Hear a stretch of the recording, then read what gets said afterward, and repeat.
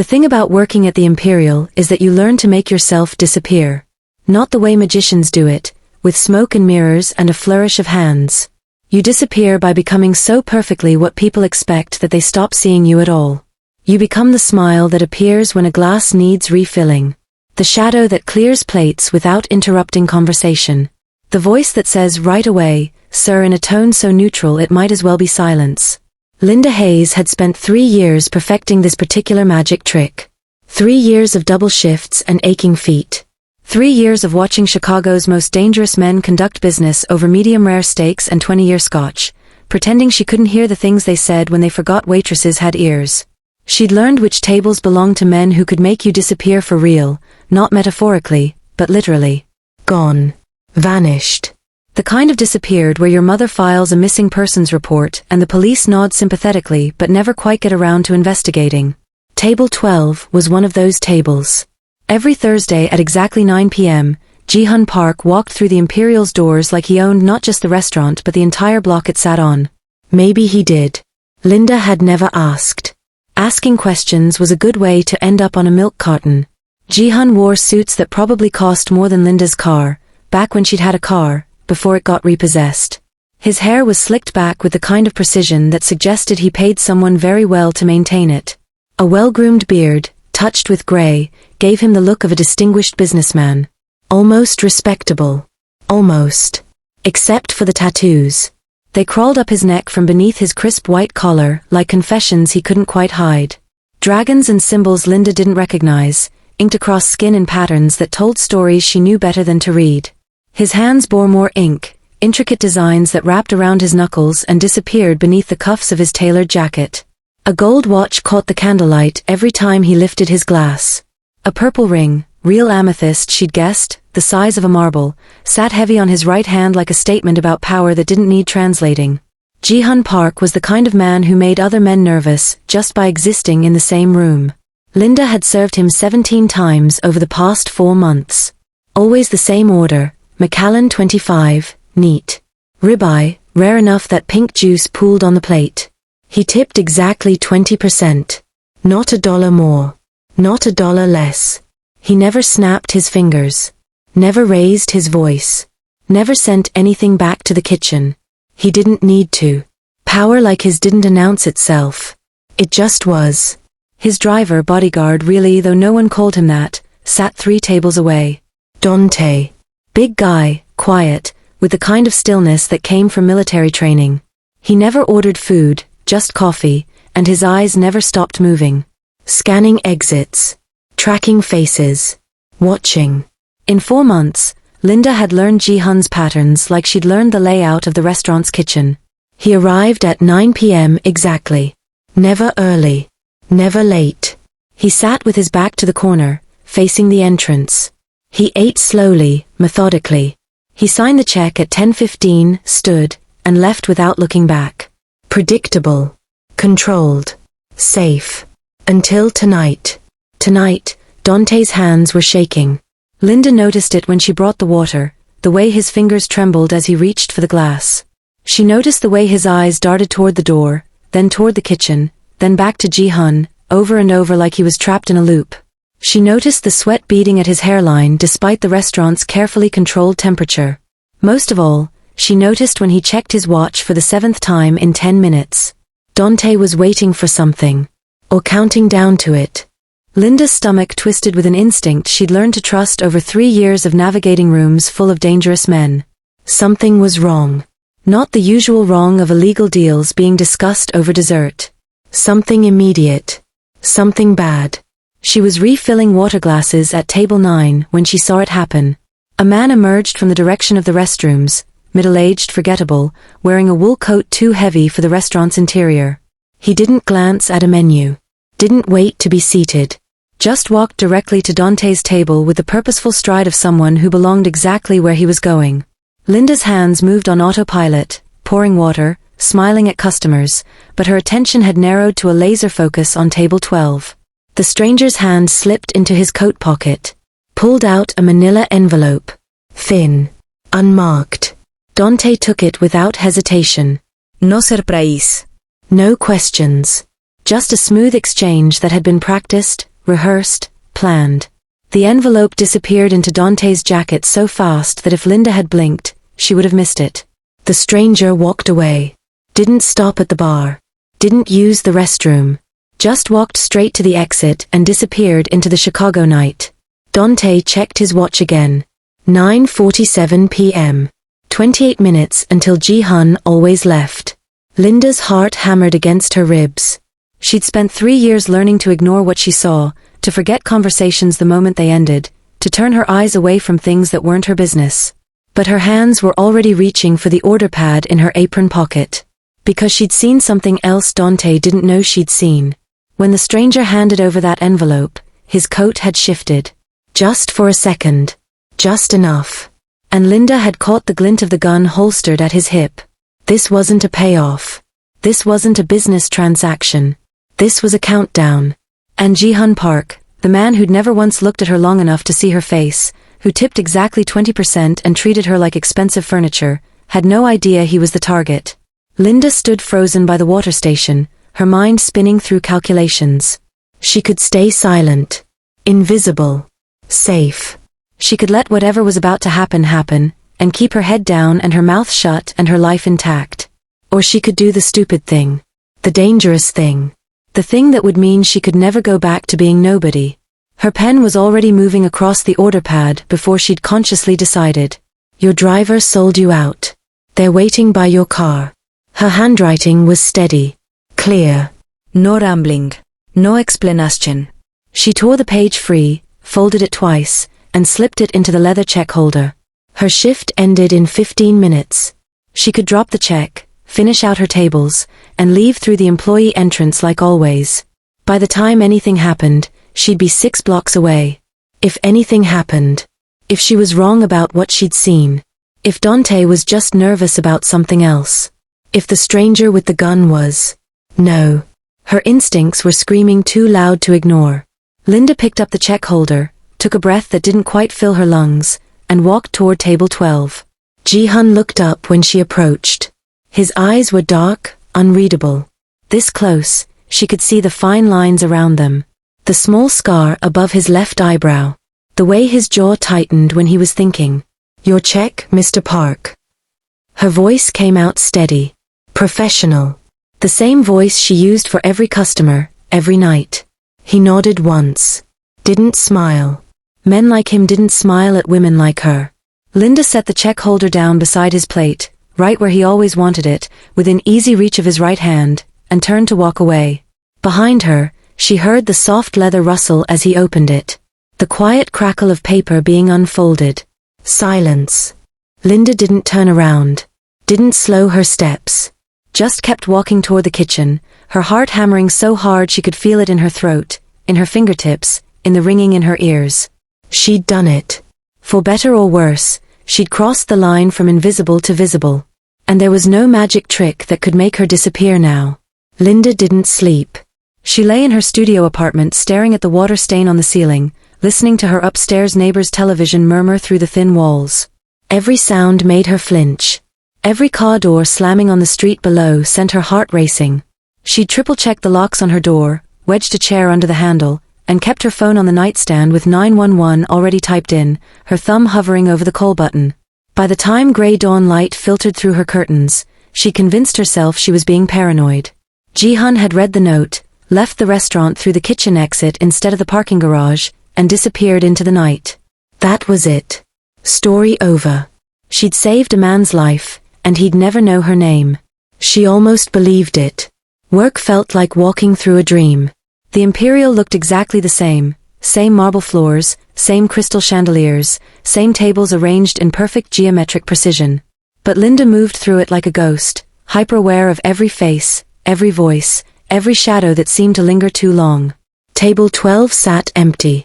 The text came at 2:47 p.m., right in the dead zone between lunch and dinner service.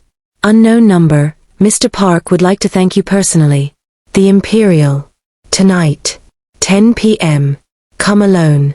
Linda's hands shook so hard she nearly dropped her phone. She spent the next 4 hours trapped between terror and a curiosity she couldn't quite kill.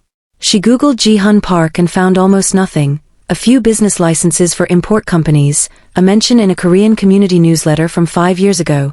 But when she searched Park Organized Crime Chicago, the results made her stomach drop. 3 unsolved murders. 2 federal investigations that went nowhere. Whispers about connections to international trafficking, money laundering, and a network that stretched from Seoul to Chicago to Los Angeles. The man whose life she'd saved wasn't just dangerous. He was untouchable. She should run. Buy a bus ticket to Atlanta, stay with her mother, disappear into a city that had never heard of Ji-hun Park or the Imperial or waitresses stupid enough to write warnings on the back of checks. But she knew with cold certainty that running wouldn't save her. Men like Ji-hun didn't send polite text messages to people they planned to forget. At 9:30 p.m., Linda stood in front of her closet trying to decide what you wore to meet a man who could make you vanish. She settled on black jeans, a clean white shirt, and her only jacket that didn't have a grease stain. Not fancy. Not trying too hard. Just present.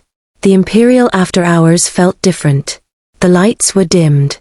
The dining room empty except for one table in the back corner, candlelight flickering across white linen.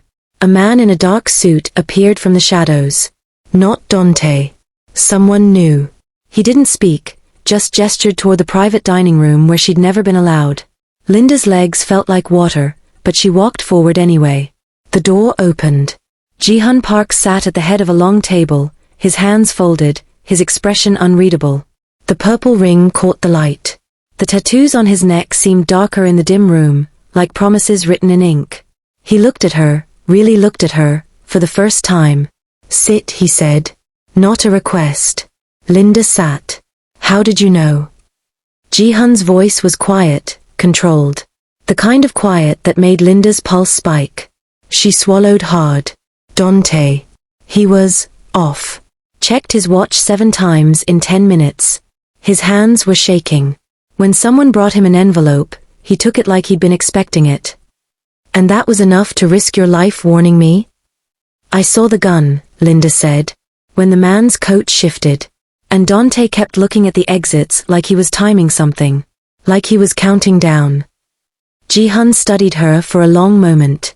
His eyes were darker up close, calculating. Most people would have looked away. I spent 3 years learning to look away. Linda's voice came out steadier than she felt. But I've also spent 3 years watching people.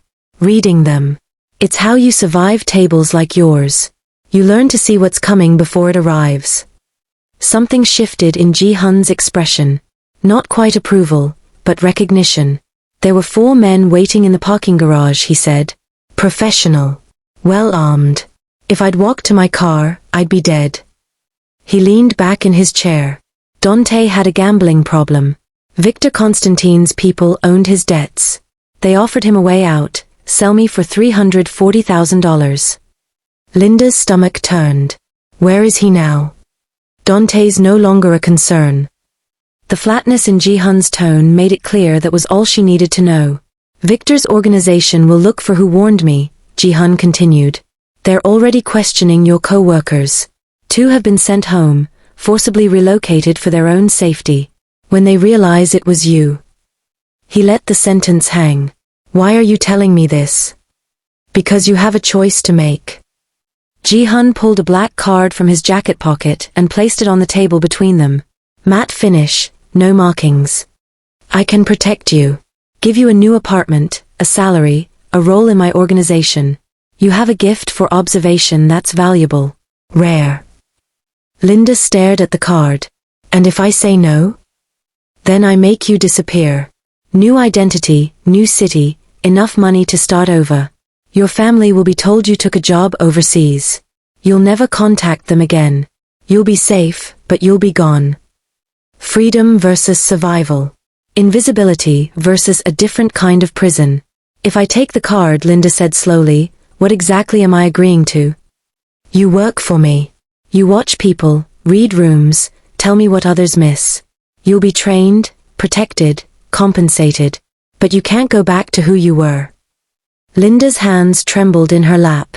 She thought of her mother in Atlanta, her brother in college, the life she'd been scraping together one shift at a time. All of it felt suddenly very far away. She reached for the black card. The surface was cool against her fingers. Move to this address tonight. Ji-hun slid a paper across the table. Bring nothing that matters. Someone will contact you in the morning. 3 hours later, Linda stood in her studio apartment with a single duffel bag. She packed underwear, her brother's college photo, her mother's last birthday card. Everything else, the cheap furniture, the water-stained ceiling, the life of a woman named Linda Hayes who poured water and smiled on command, she left behind. The door closed with a soft click that sounded like an ending. The apartment was in Lincoln Park, all floor-to-ceiling windows and hardwood floors that gleamed under recessed lighting. Minimalist furniture. A kitchen Linda would never have time to use. A view of the city that made her old studio look like what it was, a box where people stored themselves between shifts. It felt like a cage wrapped in expensive wallpaper. She'd been there less than an hour when the door opened without a knock.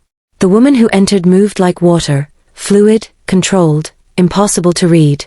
Korean, maybe early 30s, with sharp cheekbones and eyes that catalogued everything in a single sweep. She wore all black, her hair pulled back tight enough to hurt. I'm Soyeon. No smile. No handshake. Sit. Linda sat at the dining table she'd never chosen. Tell me exactly what you saw. Every detail. Start with when you first noticed something was wrong. For the next 2 hours, Seo-yeon pulled Linda's memory apart like a surgeon. What time did Dante check his watch? Which hand did the stranger use for the envelope? What color were his shoes? Did he walk with a limp? What direction did he come from? Linda answered every question, surprised by how much she remembered. The stranger's left-handed grip. The scuff on his right shoe. The way he'd kept his head slightly down, avoiding the security cameras she knew were positioned in the corners. When she finished, Seo-yeon leaned back, her expression still unreadable. You're either very smart or very lucky, she said finally. We'll find out which. The training started immediately. Seo-yeon walked Linda through the apartment, teaching her to catalog exits, sight lines, blind spots. They went to a coffee shop where Linda had to identify everyone who entered, noting what hand they favored, whether they scanned the room, if they sat with their back to a wall. You already know how to do this, Seo-yeon said after Linda correctly spotted an off-duty police officer by his posture and the slight bulge under his jacket. You just didn't know you knew.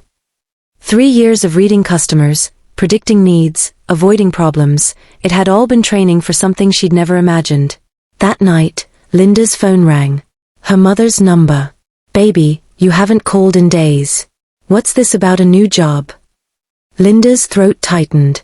Yeah, Mama. Corporate hospitality. Better pay, better hours. They needed me to start right away, so I had to move. Move where? Still Chicago.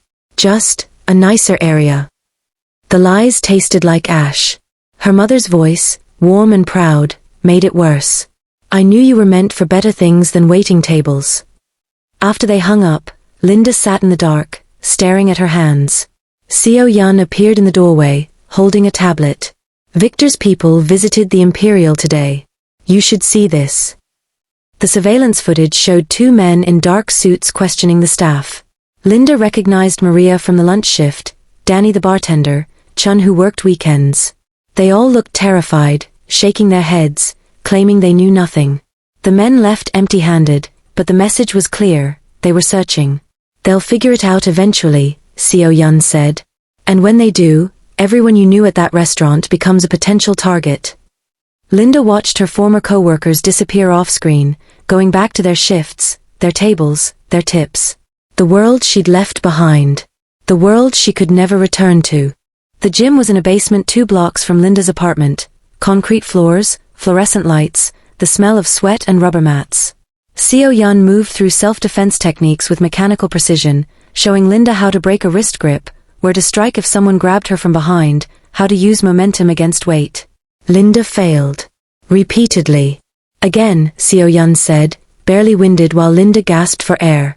You're thinking too much. Your body knows what to do. Trust it. By the 3rd week, Linda's muscles had memory. Her reflexes sharpened. She stopped thinking and started reacting. But the real education happened in coffee shops, restaurants, hotel lobbies. Seo-yeon would choose someone at random, the man in the gray suit, What's he hiding? And Linda would watch. The way he touched his wedding ring but sat alone. The way his eyes tracked the exit. The slight tremor when he checked his phone. He's meeting someone he shouldn't, Linda said. Probably an affair. He's nervous but trying to look casual. 5 minutes later, a woman in a red dress appeared. The man's face transformed, guilt and desire in equal measure. Seo-yun almost smiled. You see people the way most people see furniture. Clearly. Without romance. The mock negotiation was Linda's first real test. Seo-yun set up a meeting between two of Ji-hun's associates, told Linda to observe from the corner, report what she noticed. The men discussed a shipment, dates, routes, prices. Everything seemed normal until one mentioned a port in Long Beach. Linda's hand moved to her notepad. Something was wrong. The timeline didn't match. If the shipment left Seoul on the 15th and took 14 days, it couldn't arrive in Long Beach by the 23rd. The math was off by a week. After the meeting, she showed Seo-yun her notes. Seo-yun stared at the calculations, then at Linda. You caught that in real time? The numbers didn't add up. Either he's bad at math or he's lying about the route. He was lying. Seo-yun's voice carried something Linda had never heard from her before, respect. He's been skimming product during transit. You just exposed him. 2 days later came Linda's first real assignment. A business dinner at a steakhouse downtown. Linda sat 3 tables away, dressed in business casual, pretending to work on her laptop while Ji-hun negotiated with a shipping magnate about container routes. She watched the magnate's hands. The way his left eye twitched when he mentioned customs. The slight pause before he answered questions about inspection protocols. Afterward, in the car, Ji-hun turned to her. What did you see? He's paying off customs officials, Linda said. When you asked about inspections, his pupils dilated and he touched his neck. Classic tells for deception. And he kept glancing at his phone like he was expecting confirmation from someone. Ji-hun pulled out his phone, made a call, spoke rapid Korean. When he hung up, he looked at Linda with something close to satisfaction. You just saved me from a partnership with a man under federal investigation. His customs contacts are compromised. In the back seat, Seo-yun met Linda's eyes in the rearview mirror. You have instincts. Let me show you how to trust them. Linda stared out at the Chicago streets blurring past. For 3 years she'd been invisible, convinced that was her only value, the ability to disappear. But maybe she'd been wrong. Maybe she'd been training for this all along. The news came through Seo-yun's encrypted phone. 2 servers from the Imperial, Maria and Chun, had been relocated to family the night before. Their apartments cleared out. Their phones disconnected. No forwarding information. Linda's coffee turned to ice in her stomach. Are they alive? Seo-yun said. Ji-hun arranged it. Sent them to relatives in other states with enough money to stay quiet. But Victor's people made them disappear first, questioned them, scared them, made sure everyone at the Imperial understood what happens when you get too close to information you shouldn't have. Linda pressed her palms against the table. This is my fault. They didn't do anything. They were always expendable to men like Victor. Ji-hun's voice cut through from the doorway.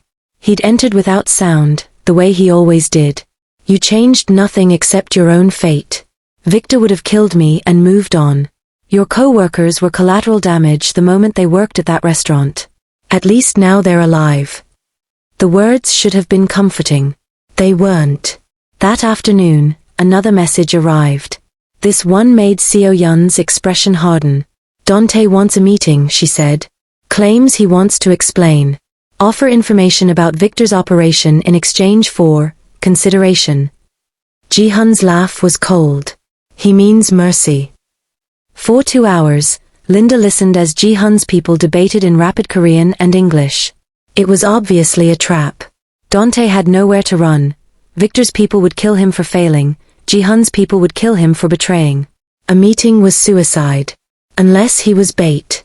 We use it, Ji-hun said finally. He turned to Linda. And you're coming. The room went silent. She's not ready, one of the men protested. She's exactly ready. Ji-hun's eyes locked on Linda. Dante doesn't know who warned me. When he sees you there, alive, protected, valued, he'll understand the cost of underestimating someone invisible. Seo Yun pulled Linda aside after the meeting. If you show fear tomorrow, you die. Not might die. Will die. These men read weakness like you read lies. If you flinch, if you hesitate, if you look like prey, you become prey. And if I show strength, then you might live. Seo Yun's hand gripped Linda's shoulder. You've learned to see. Now you learn to be seen. That night, Linda sat at the desk in her apartment and wrote a letter she hoped would never be mailed. Mama, if you're reading this, it means I made choices I couldn't explain. I love you. Tell Marcus to finish college. Tell him his sister believed he'd do something extraordinary. I'm sorry I lied about the job. I'm sorry for everything I couldn't say. She sealed it, left it in the top drawer, and tried to sleep. At dawn, Seo Yun arrived with clothing, dark jeans, a structured blazer, boots with hidden reinforced toes. You're not going as a waitress. You're going as someone who belongs at that table. The car ride to the warehouse felt endless. Linda watched Chicago blur past, familiar streets that now felt foreign. Her heart hammered against her ribs. Her hands wanted to shake, but she forced them still. Seo Yun sat beside her, silent. Ji-hun sat across, checking his phone, calm as stone. Linda focused on her breathing. In through the nose. Out through the mouth. The warehouse appeared ahead, abandoned, isolated, perfect for what was coming. Whatever that was. The warehouse was concrete and shadows, empty except for a single table with 4 chairs under a hanging worklight. Ji-hun's territory. His rules. His cameras positioned in corners Linda had learned to spot. Seo Yun positioned herself near the entrance. 2 more of Ji-hun's people flanked the exits, visible enough to send a message. Ji-hun sat at the head of the table. He gestured to the chair beside him. Linda sat. Not behind him. Not at a distance. Beside him. Like she belonged there. The door opened. Dante entered with 2 men, Victor's people. Linda recognized the type now. Hard eyes, expensive suits that couldn't quite hide the weapons underneath. But Dante looked worse. Thinner. Dark circles under his eyes. The kind of exhaustion that came from knowing you were already dead, just negotiating the timing. His eyes swept the room, landing on Linda. He froze. The waitress. The woman who saved my life, Ji-hun said, his tone conversational. Linda. She has excellent observational skills. Dante's jaw tightened. He sat across from them, his companions flanking him like bookends. I came to offer information. Victor's shipment routes, his contacts in customs, his... I already have that information, Ji-hun interrupted. What I want to know is why you thought you could sell me for $340,000 and live. I had debts. Everyone has debts. The negotiation deteriorated fast. Dante's voice rose, desperate. Victor's men shifted in their seats. One of them looked at Linda with an expression that made her skin crawl. Your family still in Atlanta? Dante said, turning to Linda. Brother at Morehouse? Mother works at that elementary school on. The words punched through Linda's chest. Terror, white-hot and paralyzing. But she didn't move. Didn't blink. Kept her hands flat on the table even though every instinct screamed run. Touch them, Ji-hun said quietly, and I'll burn everything you've ever loved. The standoff crystallized. Victor's men reached inside their jackets. Everything happened at once. Linda saw the gun clearing the holster. Saw Seo Yun moving. Saw Ji-hun's hand dropping beneath the table. The styrofoam cup of coffee sat inches from Linda's hand. She grabbed it and threw it in the nearest man's face. Scalding liquid. A scream. Chaos. Gunfire cracked through the warehouse, deafening, impossibly loud. Linda hit the floor as Seo Yun's body covered hers, shielding her from the violence erupting above. More shots. Shouting in Korean. The metallic smell of blood. Then silence. Seo Yun pulled Linda up. Her ears rang. Smoke hung in the air. Dante was dead, slumped across the table. One of Victor's men lay motionless near the door. The other was gone, escaped through a side exit. Linda stared at her hands. They were shaking. Her whole body was shaking. I just survived a shootout, she whispered. Jihan appeared beside her, a thin cut across his cheek, the only sign he'd been in danger. He studied her face. You didn't run. Nowhere to run to, Linda heard herself say. No.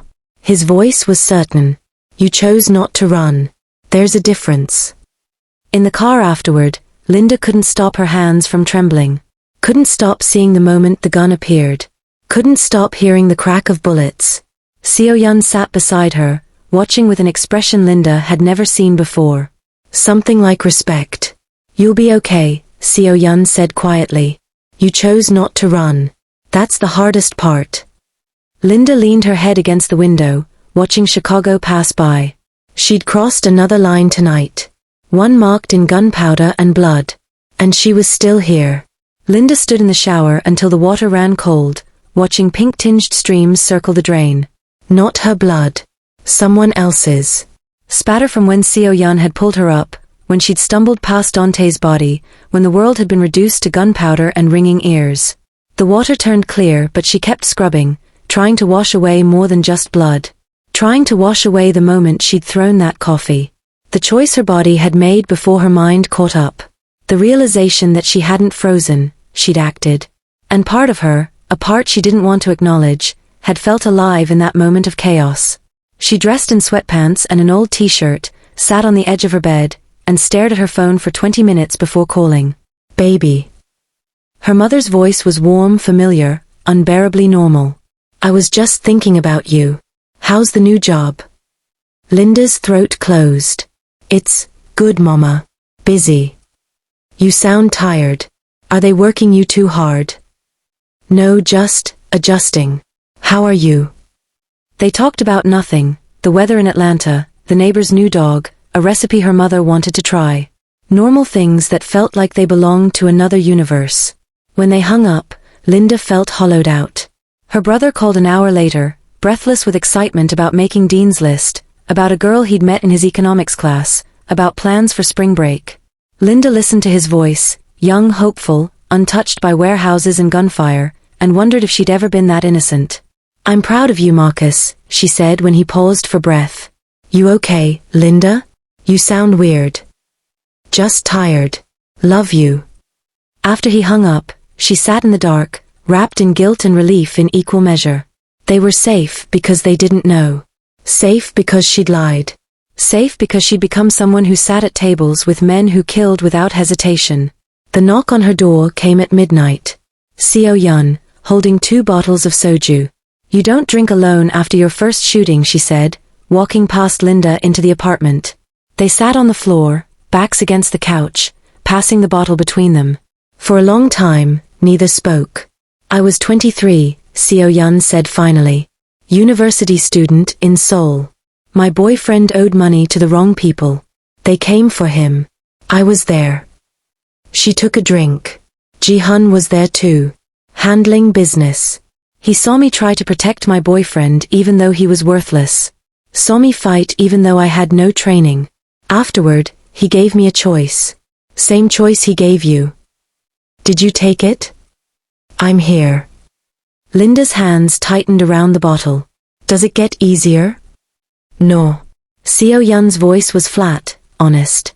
You just get stronger. Strong enough to carry what you've done.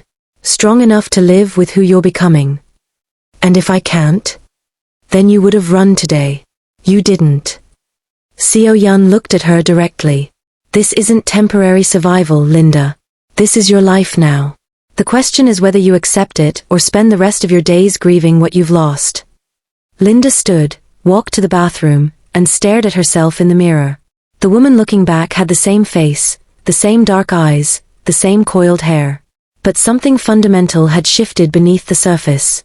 3 weeks ago, she'd been invisible. A ghost serving water to dangerous men. Now she sat beside those men. Now they knew her name.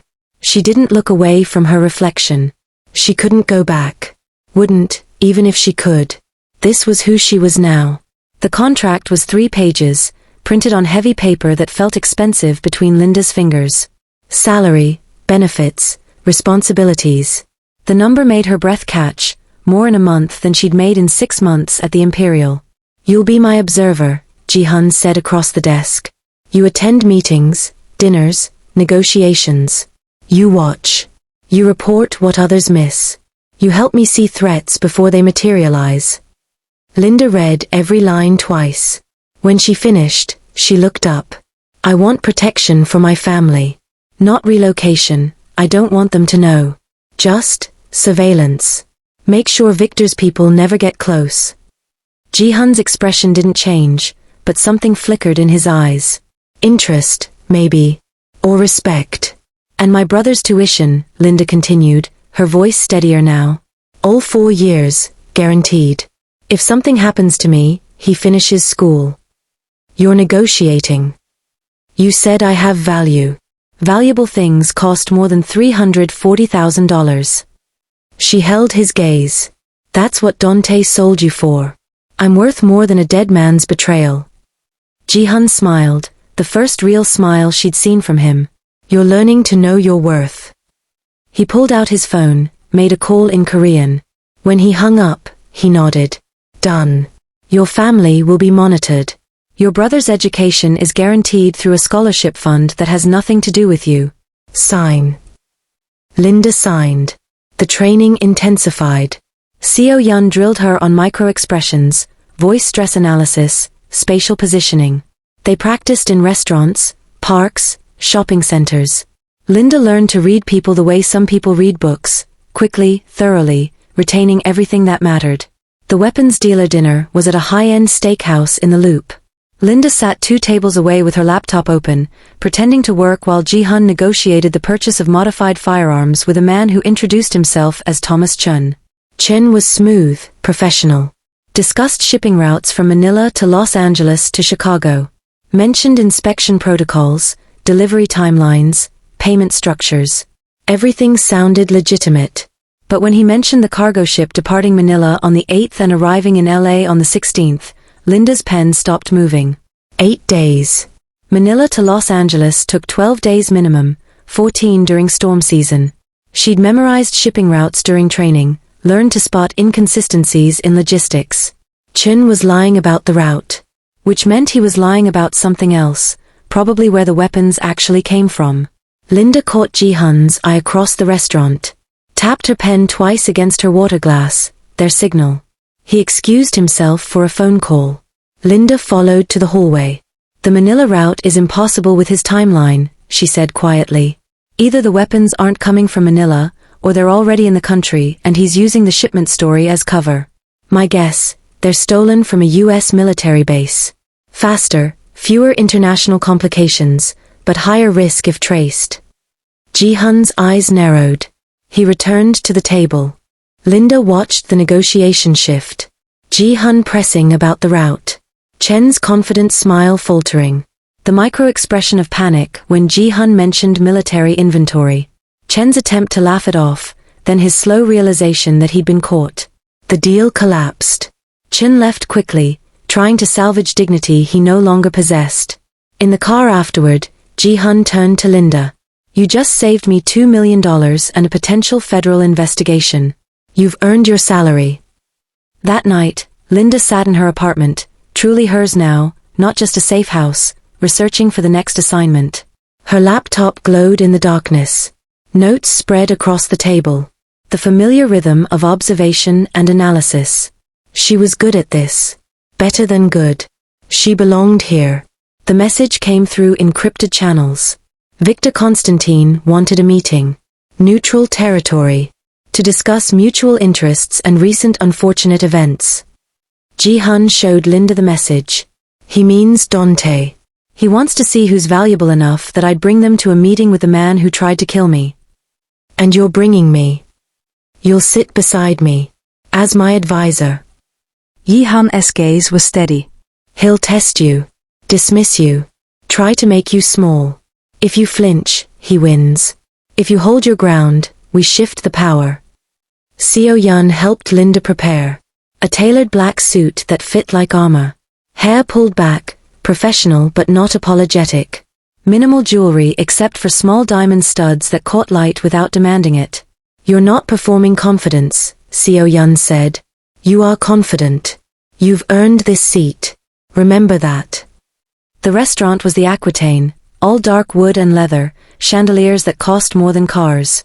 The kind of place where Linda had once served water and cleared plates.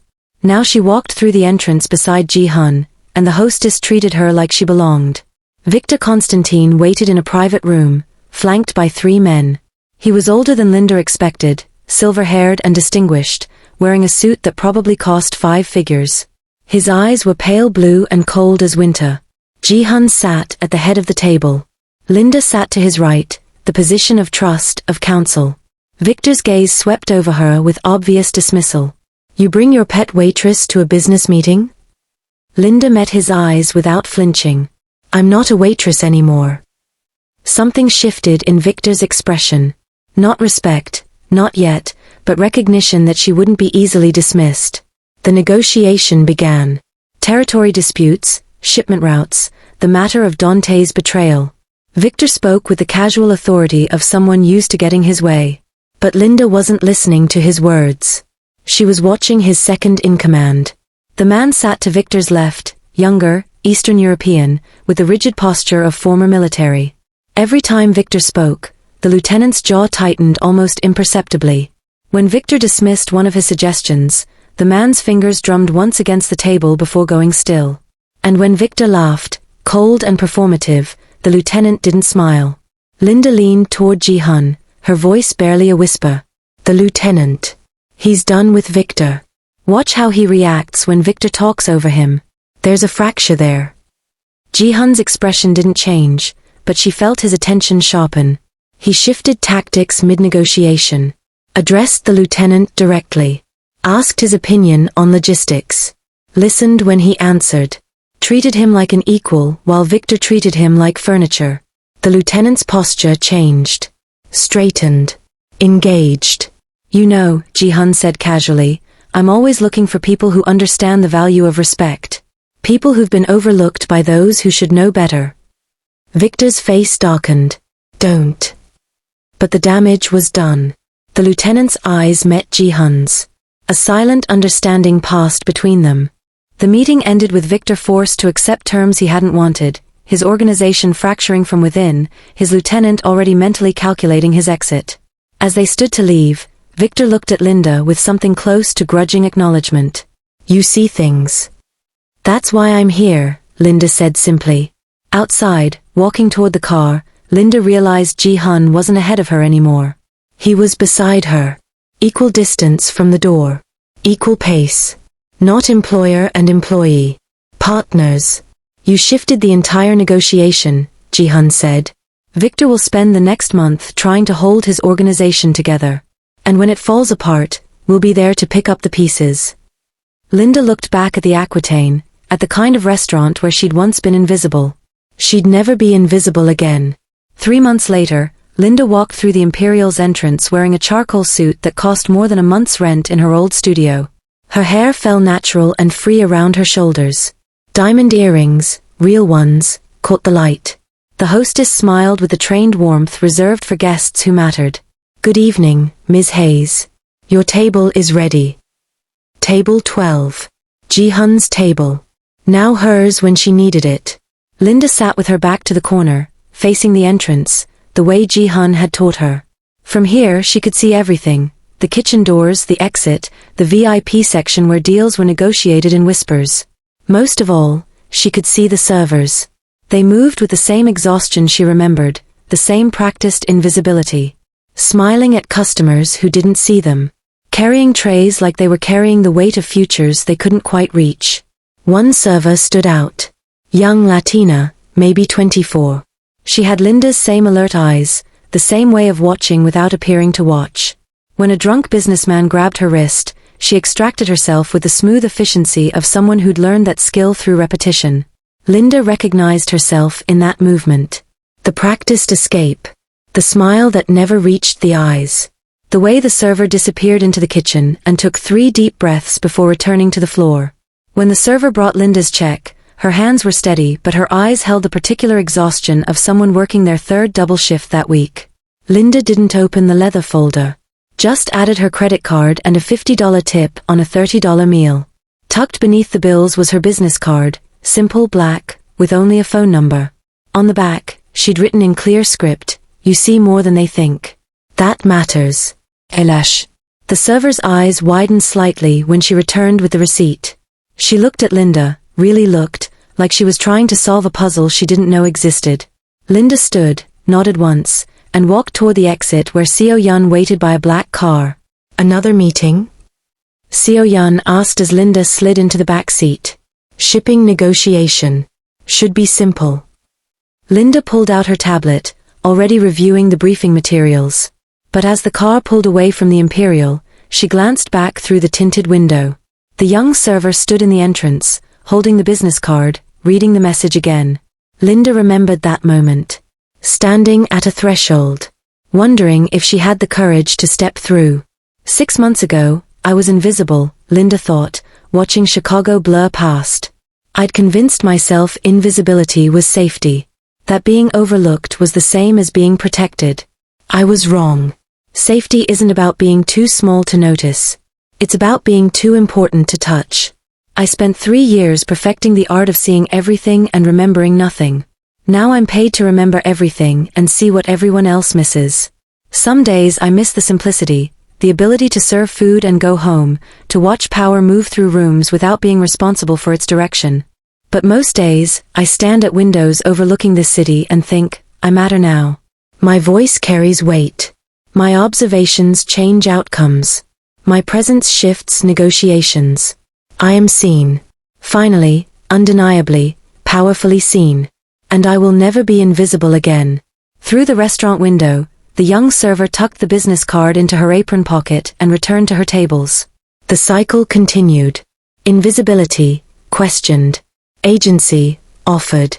Power, waiting to be claimed. Linda turned back to her briefing materials as the car disappeared into Chicago's glittering night, carrying her toward the next negotiation, the next observation, the next moment where what she saw would change everything. She was ready. She'd always been ready. She just hadn't known it yet.